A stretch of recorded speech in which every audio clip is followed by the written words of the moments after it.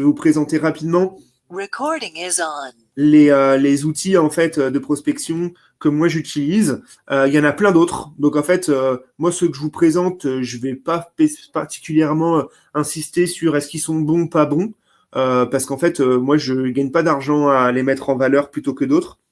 Mais j'ai utilisé ceux-là parce que ils me correspondaient en fait. Donc il y a pas de, j'essaie de pas avoir d'influence en fait dans les informations que je vais vous donner. Et globalement, tous les outils font à peu près tous la même chose, mais bon, il y a quand même des spécificités après. Donc l'idée, c'est que quand vous prospectez en fait, et ça c'est carrément même une répétition de ce que j'avais mis la dernière fois. Si vous voulez automatiser vos process, ben vous n'êtes pas seul, c'est-à-dire il y a des outils qui peuvent vous aider, il y a l'IA qui arrive qui va exploser et vous permettra en fait de faire énormément de choses que vous faites au quotidien et ça remplacera vraiment pas mal de tâches à l'avenir. Mais l'idée en fait, c'est que si vous voulez automatiser, il faut réfléchir avant de pourquoi est-ce qu'on le fait, quel est l'intérêt et qu'est-ce que je peux automatiser et ne pas automatiser. Moi, aujourd'hui, je reçois sur LinkedIn notamment parfois des messages automatisés qui, franchement, j'espère que la personne se présente mieux à l'oral parce que sinon, franchement, c'est un peu critique. C'est dur, mais en fait, c'est une vraie réalité. Quand vous contactez quelqu'un, même de façon automatisée au début, l'idée, c'est pas de lui dire coucou, j'ai envie d'appartenir à ton réseau professionnel. Enfin, c'est pas un mauvais message, mais ça n'apporte rien, en fait. Autant ne pas envoyer de message, à mon sens, je pense. Je pense que quand on se connecte avec quelqu'un sur LinkedIn, c'est obligatoirement pour partager son réseau. Du coup, l'idée, c'est que par défaut, vous avez une intelligence, des compétences, et que l'idée, c'est aussi d'échanger avec d'autres personnes de votre secteur d'activité, avec d'autres indépendants pour savoir quelles sont les bonnes pratiques. Moi, je vais vous présenter mes pratiques personnelles. C'est loin d'être les meilleures, mais c'est celles qui me vont et qui correspondent aussi à qui je suis et à ce que j'ai envie de faire en automatisé quand j'utilise ce genre d'outils. Ensuite, il ne faut pas hésiter à investir, c'est-à-dire que souvent les licences gratuites vous seront très limitées, ça vous permet juste d'avoir une overview sur ce qui existe. Donc moi, je vous conseille vraiment d'investir. Moi, j'ai développé Freelance Tag dans le sens où vous pouvez investir en ayant quand même des réductions qui sont en moyenne supérieures à 30%. Donc moi, je pense que c'est intéressant, mais voilà, faut vraiment pas hésiter à regarder, à comparer et à voir. En fait, souvent, vous vous rendrez compte que l'investissement, même si vous le faites mensuel, peut assez vite vous rapporter si vous avez bien étudié le projet en amont.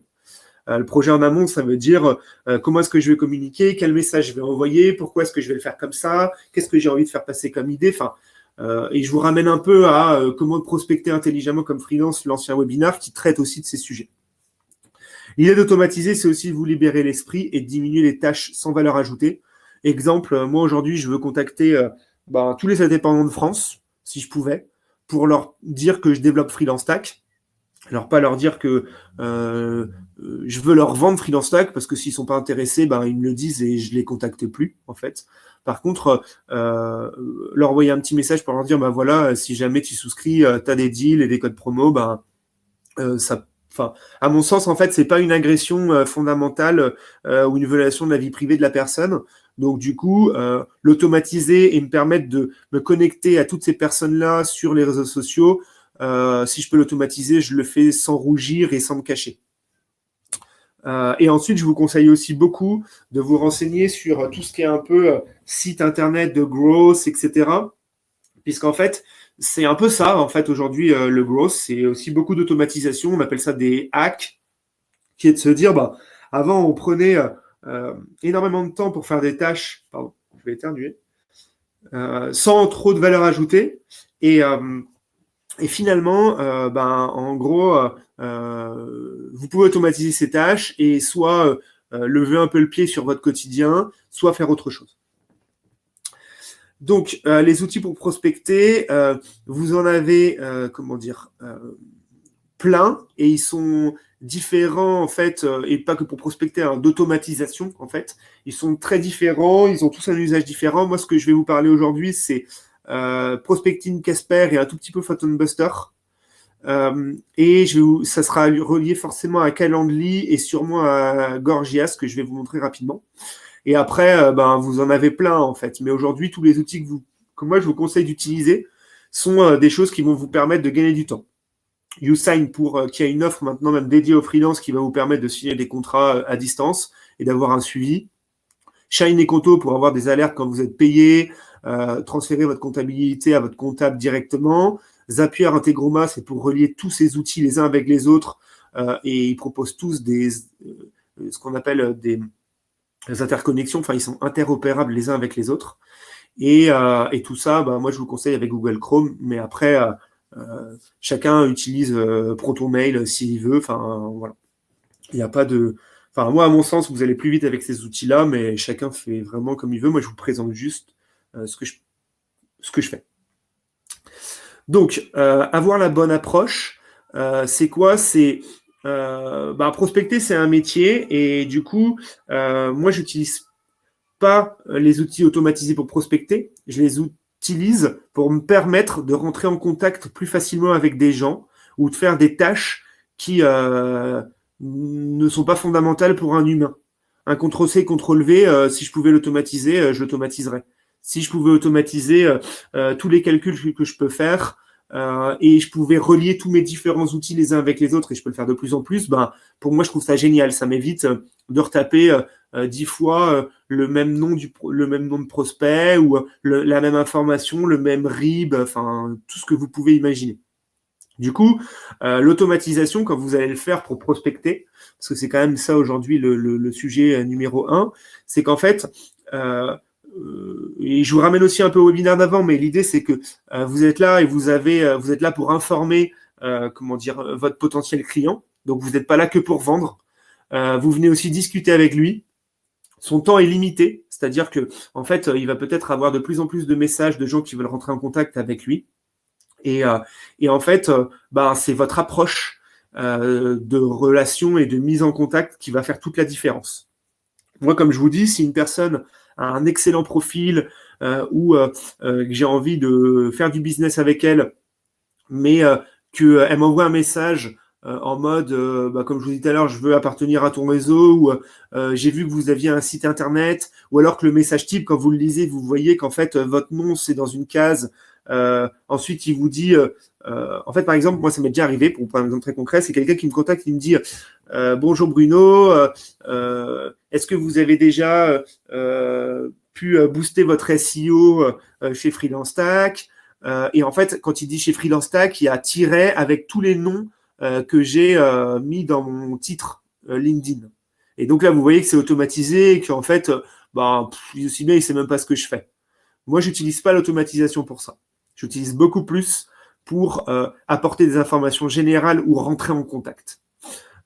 Et dès qu'il y a, et c'est ça aussi l'intérêt des outils automatisés, dès qu'il y a la personne vous répond, ça stoppe les scénarios d'automatisation, ce qui vous permet de prendre la main derrière.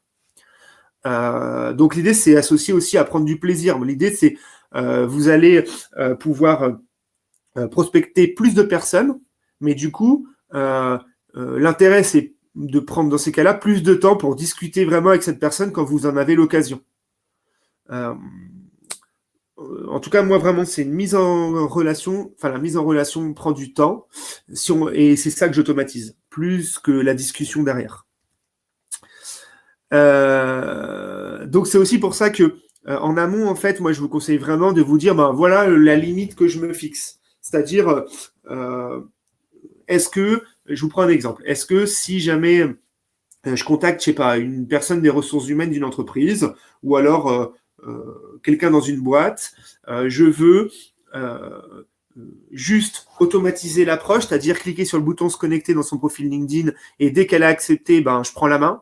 Soit je veux lui envoyer un message ou 10 messages et tant que j'ai pas de retour de sa part écrit, je continue à lui envoyer de l'information, un peu comme une newsletter mais en mode message.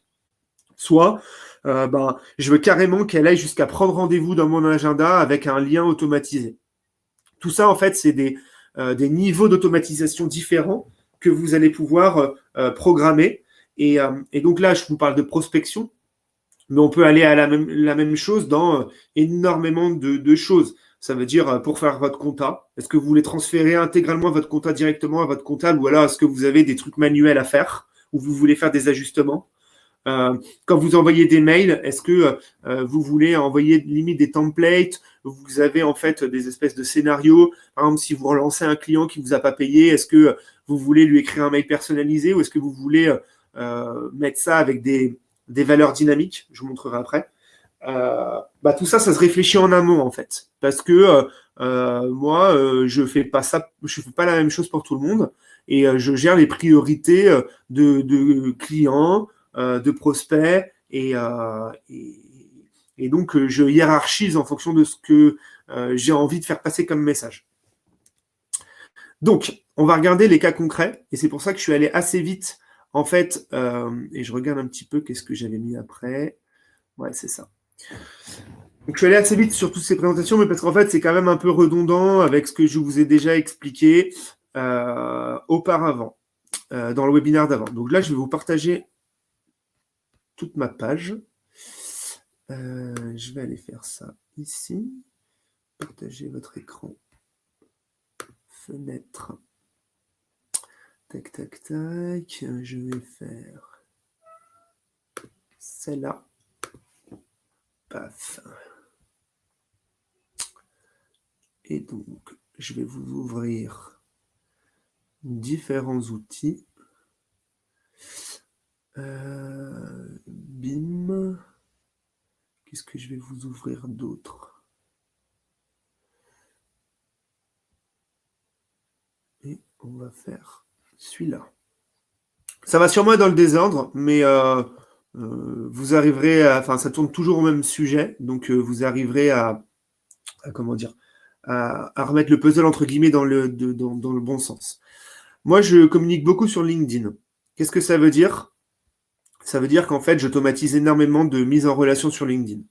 Aujourd'hui, dans mon réseau, quand j'ai commencé à lancer Freelance Stack en octobre de l'année dernière, j'avais un peu moins de 700 personnes en amis. Aujourd'hui, j'en ai en relation. J'en ai 5929. Alors moi, je m'en fous de savoir combien j'en ai. Je suis pas un influenceur, c'est pas du tout mon métier. Par contre, ce qui m'intéresse, c'est de rentrer en relation avec un écosystème précis, avec certaines personnes. Et donc, du coup, je fais beaucoup de recherches sur LinkedIn pour communiquer autour de Freelance Stack. Donc, comment est-ce que je fais? Je l'automatise avec Prospecting, que je vais vous montrer après. Et pour ça, j'essaye de, faire régulièrement des petits messages de contenu sur LinkedIn. Donc, ça veut dire que tous les mois, je fais un espèce de plan éditorial d'informations que j'ai vues le mois d'avant et que je veux rediffuser. Donc, moi, je le fais au mois, mais vous pouvez le faire autant que vous voulez. Enfin, en termes de timing, comme vous le voulez. Et ensuite, j'essaie de regarder, en fait, quels peuvent être les retours sur ce que je diffuse. Mais je vais pas beaucoup plus loin, en fait. Moi, ça m'intéresse pas particulièrement d'avoir des 50 millions de personnes qui vont réagir ou faire ce qu'on appelle un peu du putaclic. Moi, j'essaye juste de diffuser des informations et ça peut vraiment être des trucs assez variés. Et j'essaye encore une fois d'être ce que je suis dans la réalité et dans le quotidien. Donc, ce que je regarde par contre, c'est est-ce que j'envoie pas des messages dans le vent ou est-ce que les retours que j'ai sont pas négatifs. Ça, c'est quand même intéressant à regarder. Et donc, quand je vais automatiser et rentrer en contact avec des gens, je vais faire des recherches. Par exemple, imaginons, je veux rentrer en contact avec des freelances à Quimper. Donc, en fait, je vais utiliser des mots comme des formules Excel un peu. Ça peut être and, or, not, qui veut dire je veux trouver quelqu'un qui est freelance et qui habite Quimper. Donc, quand je fais ça, là, je vais avoir ceux qui sont proches de Quimper ou qui ont le mot Quimper dans leur profil, mais il n'y en a pas beaucoup, pour le coup. Et donc, du coup, là, vous allez voir rédactrice print, web freelance à Quimper, etc. Donc, tout ça, ça me permet d'affiner mes recherches. Et ensuite, Prospecting va me permettre de récupérer les informations sur ces personnes et de rentrer en contact. Ça veut dire de cliquer sur se connecter, d'aller visiter leur profil, de les follow, etc. Alors, à savoir que sur Prospecting, vous pouvez le faire sur LinkedIn, mais ça existe aussi pour Insta, pour Facebook, enfin pour tous les réseaux sociaux. C'est d'autres outils, mais ça existe. Et vous retrouvez les listes sur Freelance Stack, bien évidemment. Donc ça, moi, c'est la première chose que je fais. Et donc, je vais envoyer un message à la personne quand je vais rentrer en relation avec elle. Et je vais aussi lui envoyer un message Donc, quand je rentre en relation, ça veut dire quand je clique sur se connecter, vous pouvez rajouter une petite note. Moi, là, j'envoie un message. Et ensuite, j'en envoie un autre quand la personne a accepté l'invitation si elle ne m'a pas répondu. Si la personne m'a répondu, là, je lui réponds moi-même de mon côté. Donc ça, c'est la première chose. Ensuite, pour automatiser, pour montrer un peu une overview, j'utilise en fait Sendinblue pour faire de l'automatisation. Ça veut dire que je vais envoyer des emails et je vais envoyer des scénarios. Alors, je vais essayer de ne pas vous divulguer mes secrets d'entreprise, mais c'est pas non plus fou. Donc, je vous prends un exemple ici sur ce scénario. En fait, ça, vous pouvez le faire sur... Moi, je vous le montre pour de la prospection, mais parce qu'en fait, c'est plus mon quotidien. Mais en fait, vous pouvez le faire sur des tonnes de choses. Ça veut dire, quand quelqu'un vient sur mon site internet, donc j'ai un site qui s'appelle Mon salaire en net, quand une personne vient et remplit ici un formulaire, par exemple, donc ça peut être un client qui veut avoir des informations sur vous, qui s'inscrit dans quelque chose, ben, automatiquement, ça va tomber dans des scénarios. Et donc, ça veut dire que la personne va rentrer dans ma liste de contacts auto-entrepreneur, par exemple. Je vais attendre un jour et ensuite, je vais lui envoyer un premier email. Ensuite, je vais attendre 7 jours et je vais lui renvoyer des emails. Et en fait, là, vous pouvez configurer des tonnes de trucs. C'est-à-dire, je veux la retirer de la liste si elle a répondu. Je veux lui envoyer un SMS. Je veux l'envoyer dans un autre scénario. Et donc ici, vous avez des conditions. Si elle a cliqué, sinon j'attends. Si elle a cliqué sur tel truc dans le mail ou dans le message, alors je veux faire ça. Si elle revient sur mon site, alors je veux faire ça. En fait, vous designez votre tunnel, en fait, entre guillemets, c'est ce qu'on appelle vraiment, enfin souvent c'est ça qu'on appelle, en plus c'est le tunnel un peu de vente. Et ben en fait, la personne doit à la fin, en fait, ces actions-là sont faites pour que vous puissiez récupérer de l'information ou que la personne puisse faire une action qui vous permet de rentrer en relation avec elle. En tout cas, moi, c'est dans ce sens-là que je le fais.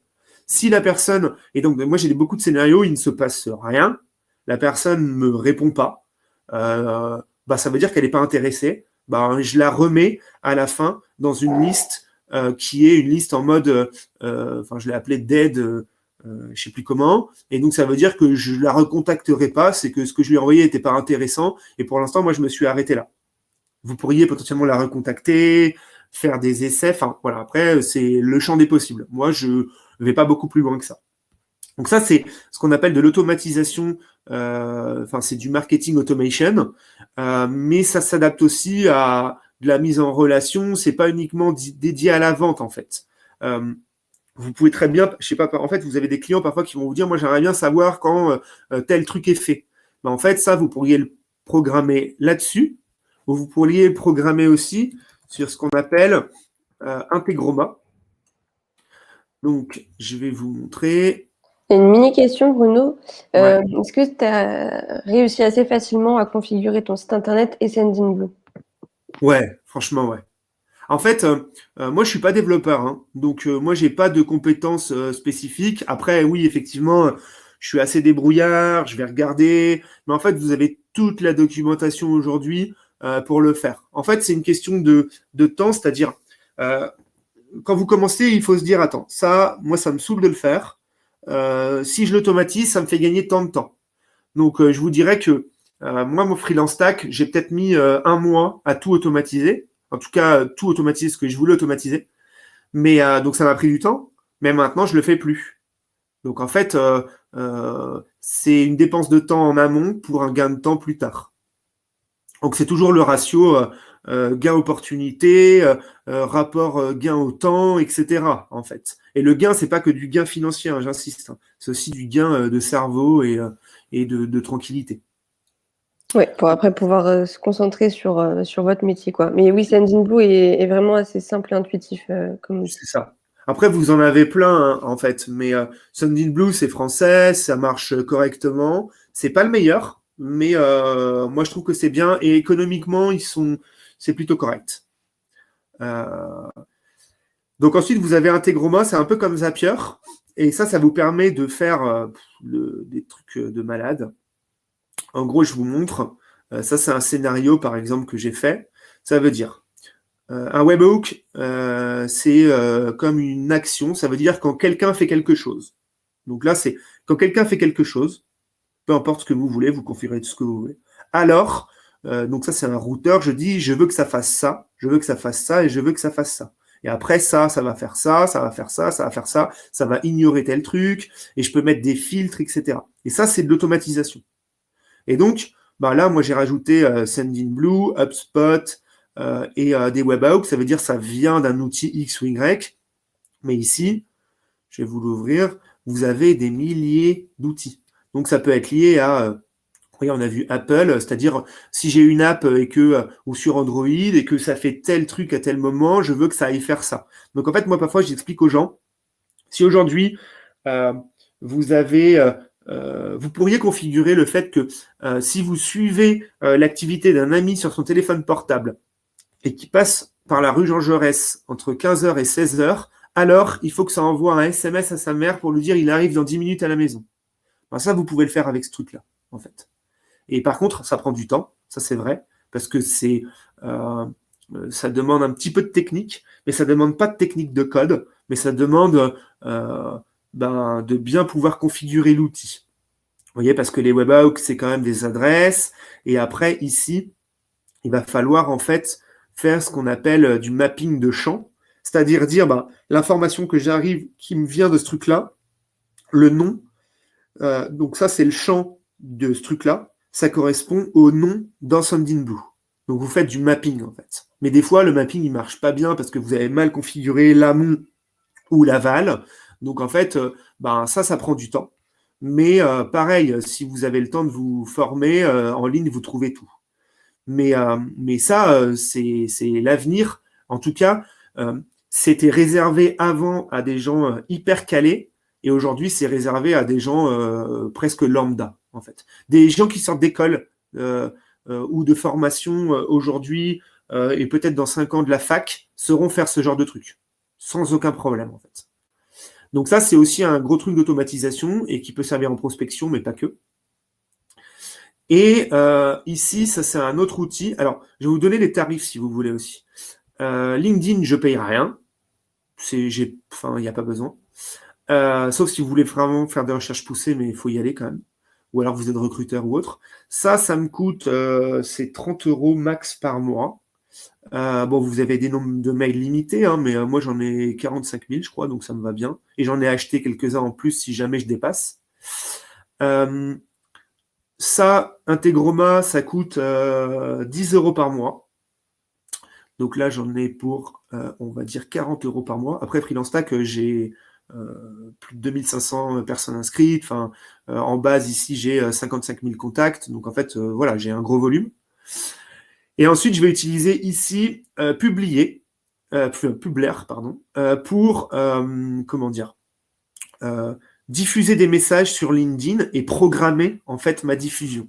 C'est-à-dire ici, vous voyez, j'ai un calendrier. Donc là, par exemple, si je clique sur les différents comptes de l'entreprise, en fait, je vais avoir en mars. Alors attendez, parce que je pense qu'il me met. Ah ouais.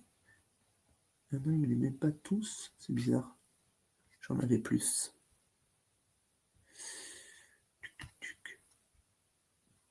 Je sais pas pourquoi il me met ça. Il me les enlève. Vous voyez, en fait, vous programmez ici des posts et ça vous donne un calendrier avec l'ensemble des posts que vous avez prévus. Et en gros, ici, par exemple, je peux dire, je veux mettre un post sur mon compte. Non, c'est dans Create ici. Je veux mettre un compte sur mon compte, donc j'écris, c'est relié à mon truc, je peux mettre les hashtags, etc.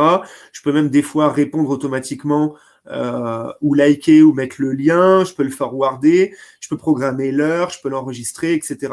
Je peux l'envoyer sur plusieurs groupes LinkedIn en même temps. Et donc ça me permet de me dire, voilà, moi, j'ai envie de raconter des trucs. Par contre, j'aime même me concentrer sur par tranche de 2-3 heures dans ma journée. Du coup, voilà, j'ai plein de sujets, plein de trucs en tête, je les note, et chaque fin de mois, je programme l'ensemble de mes articles pour le mois prochain. Alors des fois, du coup, je suis un peu en retard. Je diffuse là une information qui est sortie un peu avant. Mais en fait, moi, je m'en fiche. Je suis pas là pour faire du buzz. Je suis là pour parler de choses qui m'intéressent et qui peuvent intéresser des clients, mais qui sont pas à la minute. Donc en fait, cet outil-là me permet de me dire, voilà, ça me fait plaisir de le faire, mais je peux pas le faire à chaque fois que j'ai l'idée qui vient tout de suite. Donc, j'utilise cet outil-là qui me permet de le faire tous les mois sur des événements que j'ai vus le mois d'avant. Et donc, sur mon bureau de PC, j'ai un dossier qui est post LinkedIn du mois prochain et les pièces jointes, tout ce que je veux mettre, et ben, je le mets là et à la fin du mois, je le diffuse pour le mois d'après. Donc ça, moi, je trouve ça assez cool. Après, vous avez des trucs d'analytics. Alors ça, c'est gratos à la base. Après, si vous voulez avoir du trafic, etc., ben, faut payer. Mais moi, je m'en fiche. En fait, je regarde pas trop. Donc, je vous dirais que là où je suis pas bon aujourd'hui, c'est sur l'impact réel que ça peut avoir encore dans mon activité. Je sais que ça en a une, mais je la mesure pas assez. Donc ça, c'est un truc sur lequel je devrais m'améliorer. Mais parce que c'est un truc important pour moi, quoi. Mais donc pour l'instant, ben, je pense que je paierai si j'ai besoin d'avoir ces métriques-là, parce que sur celle de LinkedIn, c'est pas suffisant. Un autre truc qui est intéressant aussi, c'est Calendly. Ça veut dire quoi? Ça veut dire qu'en fait, moi aujourd'hui, si vous voulez prendre rendez-vous avec moi ou qu'on discute de quoi que ce soit, je vous enverrai mon lien Calendly. C'est comme sur Doctolib, parce que j'ai travaillé chez Doctolib pendant 3 ans. C'est en fait, vous voulez discuter avec moi, ben, en fait, je vous donne un lien, vous cliquez sur le lien et vous voyez quand est-ce que j'ai des dispos. Et en fait, en fonction du motif que vous allez choisir, je peux vous proposer des dispos différentes. Là, vous voyez ici, j'ai mis que un lien actif, mais les autres peuvent l'être. Et donc, en fait, quand vous copiez ce lien, ça marchera pas, que je vais ici, vous arrivez ici, vous dites, bah ok, le 29, il y a de la dispo. Et ça, c'est relié à tous les agendas que je peux avoir, c'est-à-dire un pro, un perso, celui de l'entreprise dans laquelle je suis en mission à l'heure actuelle ou autre. Et ça me permet vraiment de faire en sorte que quand la personne va prendre rendez-vous, je suis vraiment disponible. Et je suis disponible pour ce motif-là. Ça veut dire que demain, si vous cherchez une mission pendant 3 mois, mais que vous dites que vous pouvez en parler qu'à partir de 2 semaines, et ben vous dites, et ça c'est ça qui est génial, c'est qu'ici, vous voyez, je vais configurer et je vais dire, ben, quel est l'événement type? Voilà, les informations que je vais envoyer. Quand est-ce que les gens peuvent réserver ce créneau? Donc, je définis les heures, parce que moi, je travaille ici, par exemple, de telle heure à telle heure.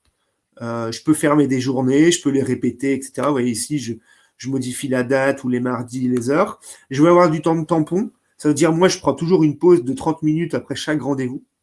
Donc, mais je pourrais prendre 30 minutes avant, 30 minutes après. Et je peux rajouter des règles supplémentaires. Je veux proposer 6 créneaux par jour de rendez-vous, pas plus, ou de discussion pour ce motif-là. Et je veux pas que les gens prennent rendez-vous avant 2 jours, même si j'ai de la place. Parce qu'en fait, avant 2 jours, moi, j'ai besoin de travailler en amont la personne avec qui je vais parler, pourquoi est-ce que je vais parler avec elle. Donc, du coup, je mets toutes mes conditions. Et en fait, ces conditions-là, c'est comme les conditions dans la vie réelle. C'est-à-dire, s'il y a quelqu'un qui vous appelle sur votre portable et vous dit je voudrais qu'on discute, vous allez vous dire ok, non, mais en fait, là demain, je dois aller chercher ma fille à l'école. Du coup, ça sera pas avant 2 jours. Mais ça, vous lui dites pas, en fait. Donc le mieux, c'est de lui envoyer ce lien qui reprend toutes vos conditions, qui définissent un peu votre organisation de vie, et la personne prend rendez-vous au bon moment. Après, vous pouvez lui poser des questions, et donc c'est là aussi, vous pouvez relier, en fait, les workflows, c'est comme ce que je vous ai montré ici, en fait, ça c'est un workflow. Vous pouvez paramétrer, en fait, c'est là. Vous pouvez paramétrer, en fait, je lui envoie un SMS, 2 jours avant, je lui envoie ça pour pas qu'il oublie, je lui dis merci, etc., en fait. Donc, il y a les notifications quand on prend, et vous pouvez configurer des paiements. Imaginons que vous faites des rendez-vous qui sont rémunérés. Vous pouvez le faire aussi, en fait. Donc, moi, j'utilise la fonction gratuite parce que j'en ai pas l'usage, mais avant, j'avais une fonction payante au début que j'ai arrêtée parce que j'en avais plus besoin. Mais l'option gratuite vous permet simplement que de faire un seul type de rendez-vous. Vous voyez ici, si j'active, il va me dire un plan gratuit simplement. Donc, voilà. Après, c'est pas hyper cher. Je crois que c'est 10 balles, 8 dollars pour avoir des événements illimités. Donc, vous voyez. Et après, ça peut vous connecter sur des calendriers et surtout, ce qui est génial aussi, c'est que ici, vous avez les connexions au calendrier. Ça veut dire ici, moi, je lui dis, va regarder dans mon agenda freelance tac les dispos et va regarder dans mon agenda perso les dispos. Et si il y a quelqu'un qui prend rendez-vous, et ben automatiquement, ça se met dans l'agenda Freelance Stack. Et après, moi, j'ai des codes couleurs dans mon agenda. Et en fait, du coup, j'ai une vue globale de ma vie à la semaine entre mon perso et mon pro. Donc, ça me permet de m'organiser, en fait. Et donc, ici, je pourrais rajouter potentiellement un nouveau calendrier de celui d'un client s'il me donne le droit de partage pendant quelques temps, en fait. Donc, ça, je trouve ça que c'est, enfin, moi, pour moi, c'est de la bombe atomique. Surtout pour optimiser votre temps, en fait. Et ensuite, ce que je peux vous montrer, c'est Prospecting. Donc là, on va revenir sur LinkedIn. Je vais tout fermer les autres, mais parce qu'en fait, les autres sont associés aussi un peu à mon Prospecting. Donc c'est pour ça que je les ai montrés. Ouais, ça, je peux quitter. Ça, pareil. Alors, je ne sais pas s'il y a des questions. Je vais regarder un peu. Donc,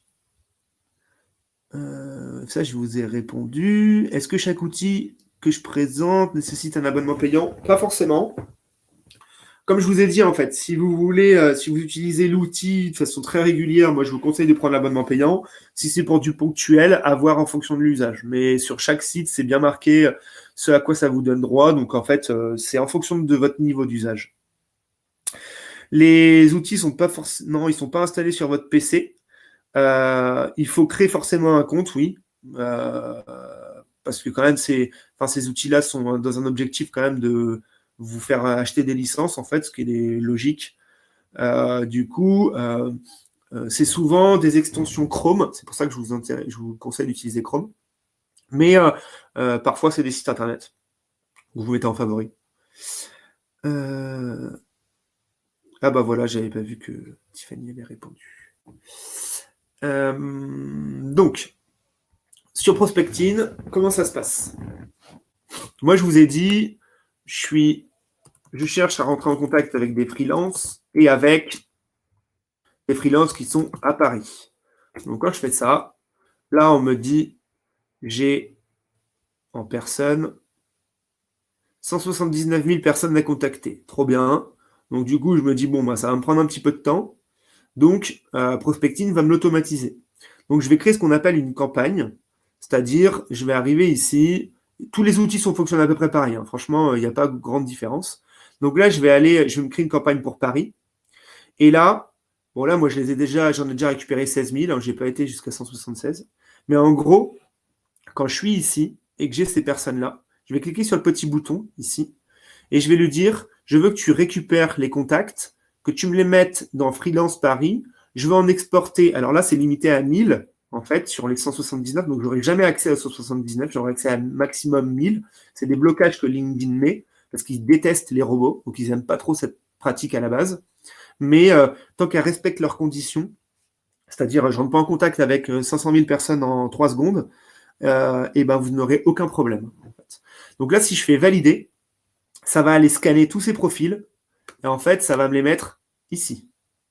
Et après, vous avez des suivis ici. Là, je suis déjà connecté avec lui. Là, je peux lui envoyer un message, etc., etc. Et donc là, ça me récupère les profils. Donc moi, vous voyez, j'ai récupéré 44 000 profils. J'ai le plus gros compte chez eux. Hein. Franchement, ils m'ont pris un peu pour un fou quand j'ai fait ça.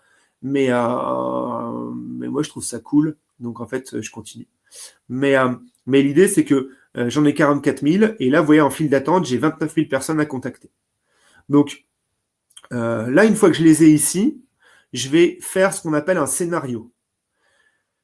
Qu'est-ce que c'est? C'est qu'en fait, alors, c'est très long à charger parfois chez moi, du coup, parce que c'est lourd.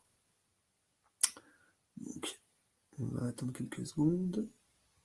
Donc ici, vous voyez, là, ça, c'est mon scénario. Ça veut dire, donc là, vous pouvez en mettre plein.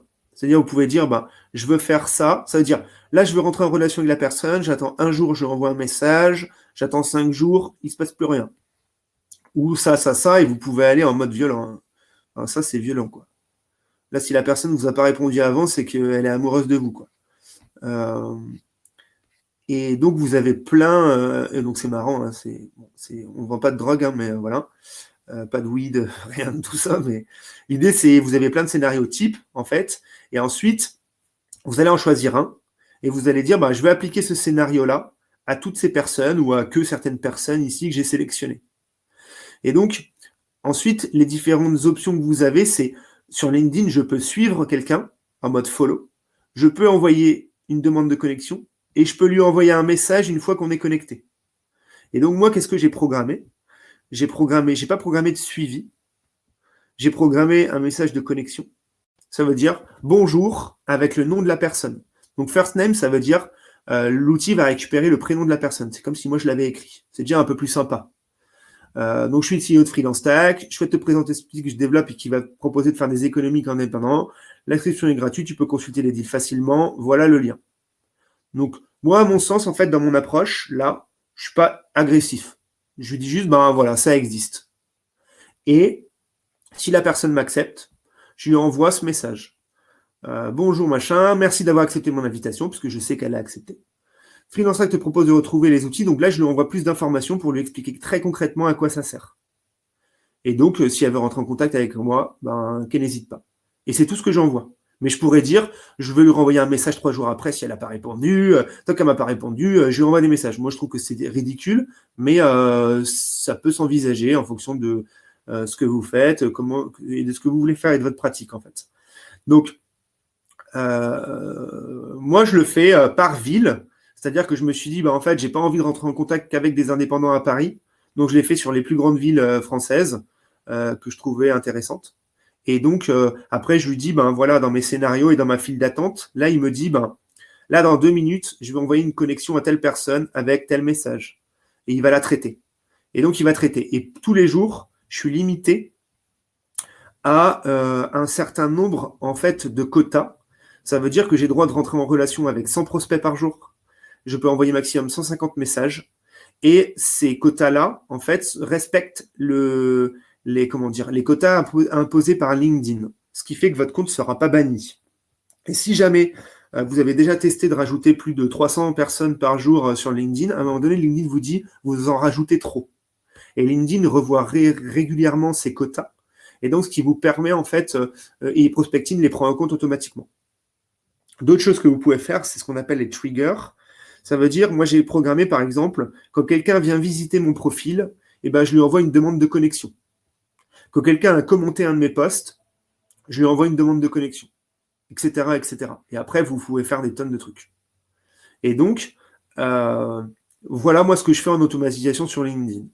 Il y a d'autres biais à savoir, c'est-à-dire que là, vous allez avoir vos retours. Donc là, moi j'ai 70% des gens qui ne me répondent pas. Ok. En fait, je suis dans la moyenne, en fait, en termes de résultats. Hein. C'est plutôt correct, hein, parce que c'est du froid hein, que je fais. Hein. C'est pas des gens que je connais. Donc là, vous voyez, j'en ai 70 qui me répondent pas, j'en ai 23 qui acceptent, et j'en ai 6% qui m'envoient des messages. Et après, dans les taux de réponse, bon là, c'est sur 7 jours. Je pense que je fais peut-être un peu mieux. Je suis pas sûr, hein. Mais je pense quand même. Oh merde, non, je pense que ça va prendre trop de temps à calculer. Enfin bon, du coup, l'idée, c'est qu'en fait, ah ouais, si vous voyez, je fais un peu mieux. Je fais 11% de réponse. Et donc, du coup, ben, là, ça veut dire que c'est les gens qui ensuite me répondent en me disant, ben, trop cool, ou alors, ton mail, il est automatisé, c'est horrible, t'es un salaud. Mais globalement, ça se passe très peu. Si vous détestez cette pratique, moi, je la comprends, en fait. Hein. Moi, je me suis fixé une ligne de conduite, je la respecte, et ben, si ça plaît pas, je peux comprendre, mais en fait, moi je suis seul dans mon entreprise et ça me va bien et je trouve que c'est pas insolent. Et je répéterai ça souvent parce qu'en fait, c'est vraiment important en fait, ça va se développer de plus en plus et vous allez avoir un peu des gens qui sont un peu idiots qui vont envoyer ça en mode grosse machine. Moi, je vous déconseille, en fait. Moi, c'est une grosse machine ici, mais c'est sur un message pas agressif. Donc voilà. Et après ici, par exemple, vous voyez d'autres trucs, vous pouvez supprimer les invitations qui les gens n'ont pas répondu depuis 14 jours, etc., etc. Vous pouvez faire pas mal de trucs. Et tout ça, pourquoi ? Ouais, là, vous avez du suivi sur le nombre de réponses envoyées, etc., les follow. Et oui, si jamais vous ne voulez pas, vous voulez voir si la personne vous envoie un message automatisé, et ben, ce que vous pouvez faire dans votre profil LinkedIn, et donc ça, c'est dans les options du profil. Vous pouvez changer votre nom et votre prénom. En fait, sur LinkedIn, c'est toujours prénom plus nom. Mais si jamais vous intervertissez les deux, et ben vous allez voir la personne, généralement, elle vous envoie un message en mode bonjour, comme je vous le mets ici. là, bonjour, prénom, first name, mais first name, c'est souvent le premier onglet. Donc là, le bot, la machine, elle va pas détecter, donc elle va vous envoyer bonjour Guy, pour moi. Donc là, je vais tout de suite savoir que soit le type il a confondu, ça arrive, hein, mais soit il n'a pas confondu, et en fait il fait de l'automatisation, et si son message il est pour Rave, je le tacle un peu, quoi. Ça peut être ici, vous voyez dans mon profil, j'ai mis une longue phrase, et donc la première fois que j'ai reçu un message une fois d'un type, c'était bonjour Bruno, je vois que tu es CEO de Freelance Stack et mon salaire en net et me balance tout ça derrière. Donc là, je sais que c'est de l'automatisé. Donc c'est pas grave en fonction des cas, mais si vous voulez détecter ça, c'est ça que je vous encourage à faire.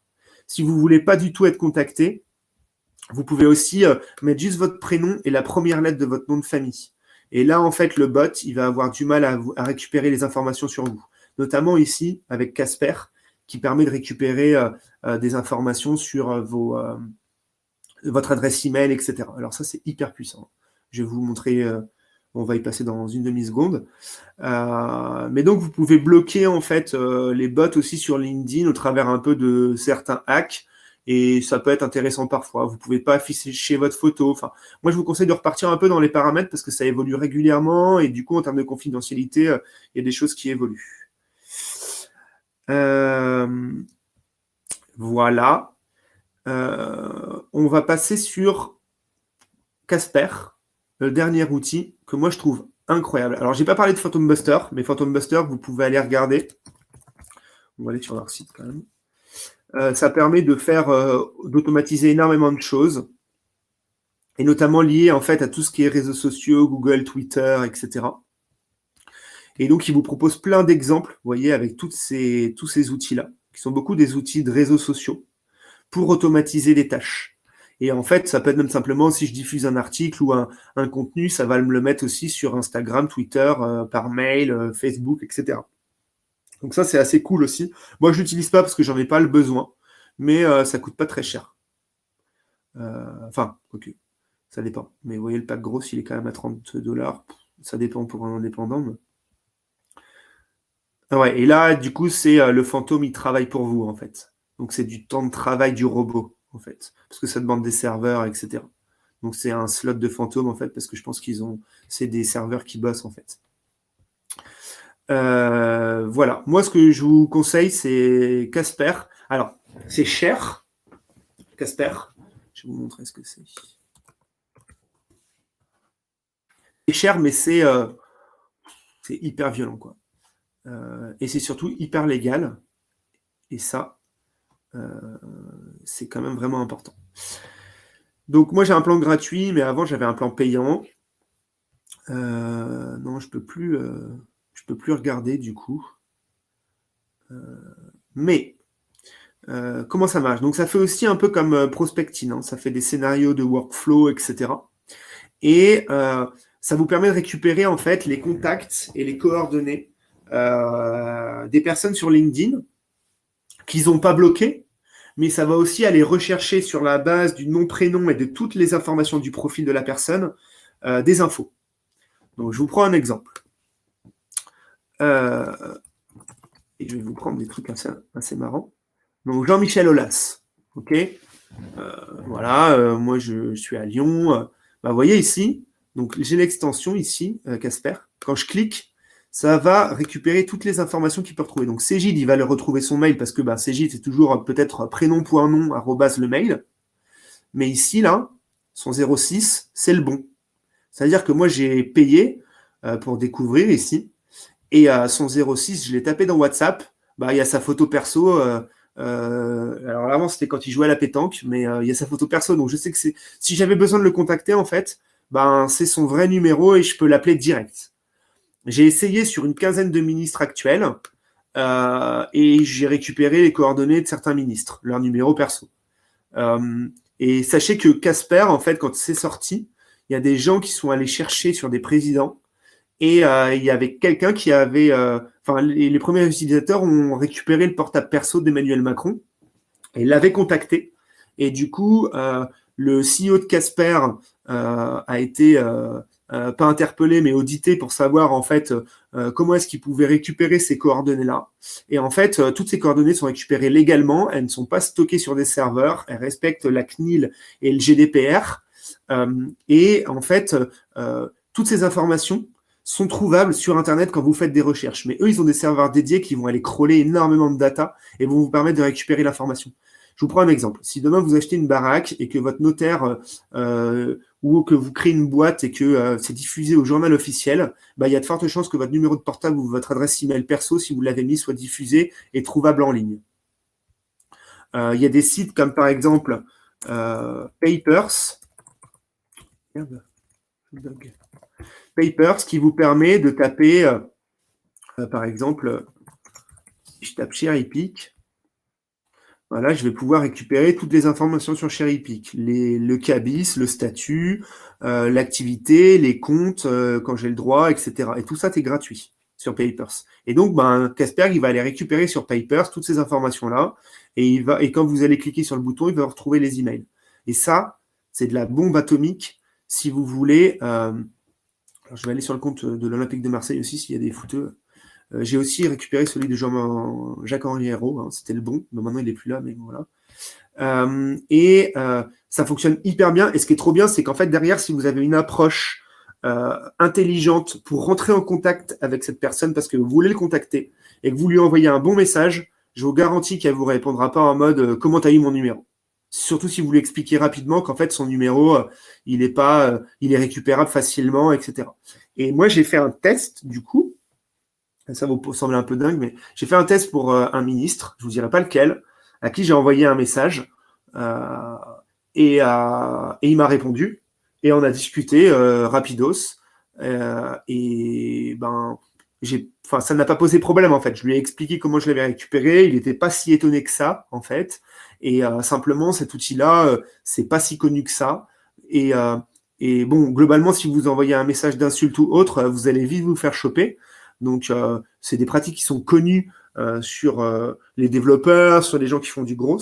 Mais ça peut être intéressant quand on est indépendant et qu'on a besoin de contacter la bonne personne tout de suite, plutôt que de perdre du temps à appeler l'assistante de la machin de le machin. Assistante ou assistant. Hein. Mais voilà, ça vous fait gagner du temps, en fait. Et donc, cet outil-là coûte assez cher. Que je regarde un peu comment ça coûte. Ouais, c'est 30 € par mois et vous avez 50 crédits. Un crédit, ça veut dire, je clique sur le bouton ici, Discover, que vous aviez. Et parfois, les numéros sont des anciens numéros qui ne fonctionnent plus. C'est pas une réponse parfaite. Parfois, vous verrez à la base s'il récupère des infos. S'il récupère rien, il n'y a rien. Par contre, vous n'êtes jamais certain que les adresses sont bonnes, mais il vous donne une probabilité que ça soit bon, et souvent, ça marche pas mal, en fait. Donc voilà, moi je trouve ça très bien, mais il faut en avoir un certain usage. Et là, pour 45, vous avez 100 crédits, et après, vous pouvez faire aussi du sales automation. Donc des fois, prospecting, c'est une quinzaine d'euros, je ne sais plus comment c'est. Moi, j'ai pris le pack à l'année. C'est 12 € par mois. Ouais, c'est ça. Moi, j'ai pris le pack avancé, et sur Freelance Tag, vous avez moins 30%. Sur l'abonnement pro avancé. Non, sur l'abonnement avancé. Donc du coup, et vous avez surtout 2 mois gratuits pour tester. Donc ça, c'est vraiment trop bien. Donc voilà. Donc ça, c'est des outils qui, à mon sens, vous permettent de prospecter beaucoup plus vite, plutôt que d'aller envoyer un mail en mode je prends ma canne à pêche, je mets ma canne et puis on verra ce qui se passe. Voilà. Donc il est 11h55. On est plus sur la fin que sur le début. Donc je ne sais pas, est-ce que vous avez des questions? Alors encore une fois, là on creuse petit à petit, on va dans le détail. Un jour peut-être que je ferai un webinaire pour vous montrer juste comment j'ai configuré Sendinblue pas à pas. Mais en fait, vous pouvez trouver énormément de tutos là-dessus. Donc moi, c'est plus vous donner des pistes que le faire très très très très concrètement.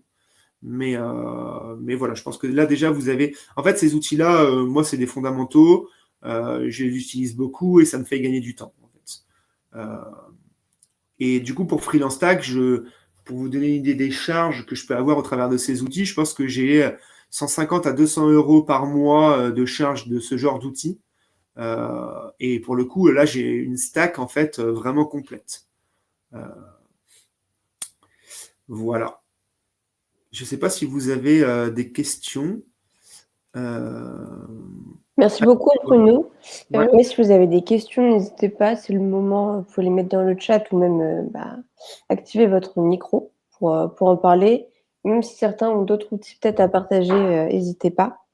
Mais en tout cas, merci Bruno de nous avoir montré tous ces outils et rapidement comment ça fonctionnait, même si oui, expliquer toutes les étapes une par une pour chaque outil, ça prendrait plus de temps et on pourra peut-être le détailler plus tard. Mais en tout cas, merci de nous avoir montré tout ça. Ouais, j'ai une question pour toi, s'il te plaît. Je suis Luc Olivier, je suis designer. Moi, j'essaye de mettre ça en place depuis un mois. Okay. Et en fait, il y a quand même quelque chose qui m'interroge, c'est quoi la roadmap, tu vois? Parce que en fait, tu nous as montré beaucoup de choses, certainement qui a passé pas mal de temps, certainement aussi qui est allé graduellement. Ouais. Tu n'as pas atteint un niveau d'excellence sur le sujet, enfin, ou en tout cas de configuration générale de tout ton funnel comme ça, from scratch. Hein. Donc, tu as dû y aller par étapes, améliorer, etc. Donc, voilà, c'était ma question. Ouais. En fait, non, je t'en prie. Ah non, c'est l'écho. Ah ouais, je referme le micro pour pas que tu sois dérangé par le bruit. Ouais, merci. Alors, moi, du coup, j'avais déjà, je n'ai pas trop donné mes expériences, mais j'ai travaillé chez Doctolib, j'étais auditeur financier avant, j'ai été directeur d'un incubateur d'entreprise et de start-up à Lyon. Donc, du coup, c'est un écosystème que je connais, que je connaissais déjà un peu. En fait, j'en avais pas fait l'usage, c'est-à-dire je l'avais pas fait, mais je savais que ça existait. Du coup, quand je suis allé, quand je l'ai fait, quand j'ai monté Freelance Stack, je me suis vraiment posé la question de me dire, ça va me saouler au bout de 3 mois de le faire. Comment est-ce que je peux l'automatiser tout de suite? Donc, du coup, j'ai pris plus de temps au début. J'ai développé Freelance Stack entre avril et octobre. Et donc, je me suis posé toutes ces questions en amont et après, je l'ai fait tout de suite. Mais parce que j'avais le recul. Donc, si à l'inverse, vous développez votre activité et que vous n'avez pas le recul encore sur tout ce que vous pouvez avoir besoin, vous allez le développer petit à petit. Mais moi, je vous conseille de le faire le plus tôt possible. Parce qu'en fait, et ça rejoint un peu la question d'Estelle, là. Est-ce que ces outils se complètent? Est-ce que c'est chacun des outils? Est-ce que ça m'apporte un avantage? Et même la question d'Ali. C'est moi, et c'est pour ça que je vous disais dès le début, mon activité, je voulais la faire tendre vers tel truc. C'est-à-dire, je veux envoyer une newsletter tous les 3 mois. Je pense que je vais avoir 2000 mails à envoyer tous les 3 mois, j'ai besoin d'un outil qui me fasse ça. J'ai envie de rentrer en contact avec des gens sur LinkedIn, mais j'ai pas envie de cliquer sur se connecter toute la journée. Il faut que je trouve un outil pour faire ça. Donc, en fait, je me suis d'abord posé des questions de c'est quoi mes problématiques et est-ce qu'il y a des outils qui existent en face? Et moi, c'est l'exemple que c'est ce que je vous conseille vraiment de faire. C'est si tu as des besoins que tu peux identifier et que tu te dis, je veux l'automatiser, va chercher un outil qui te permet de l'automatiser.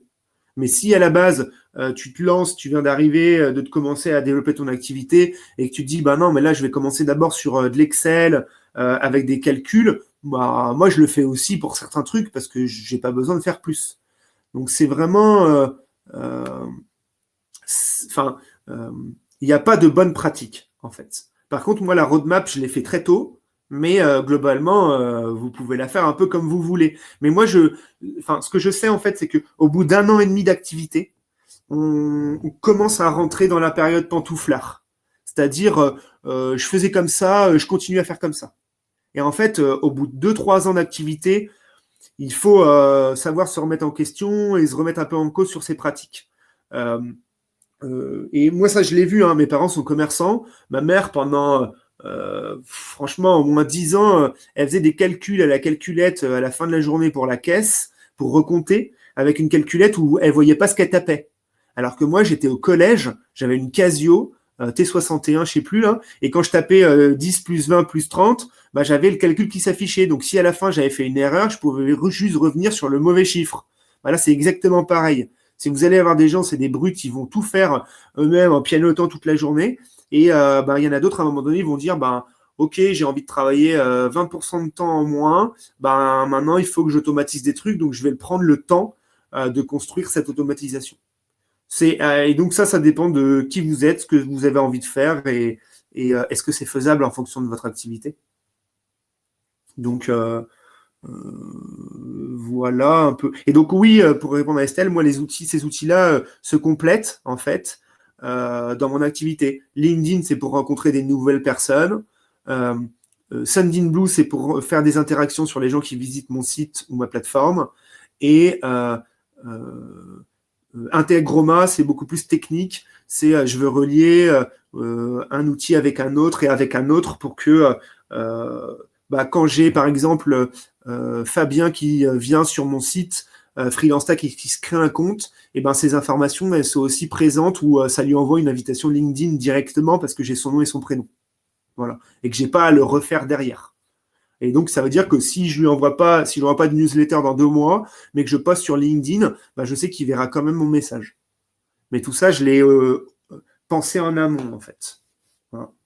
Et moi, c'est ce que je vous conseille vraiment de faire. Alors, pas forcément tout de suite, comme je vous le disais, mais ne traînez pas. Au bout d'1 an, c'est bien de prendre du recul par rapport à ça, quoi. Parce que sinon, on vient dans une routine et du coup, c'est bien, en fait, la routine. Mais il y a des choses que vous pouvez quand même améliorer. Voilà. N'hésitez pas si vous avez des questions. Mon mail. Merci beaucoup. De rien. C'est celui-là. Bruno@freelancestack.io et vous retrouverez ça sur le replay de Cherry Pick de toute façon.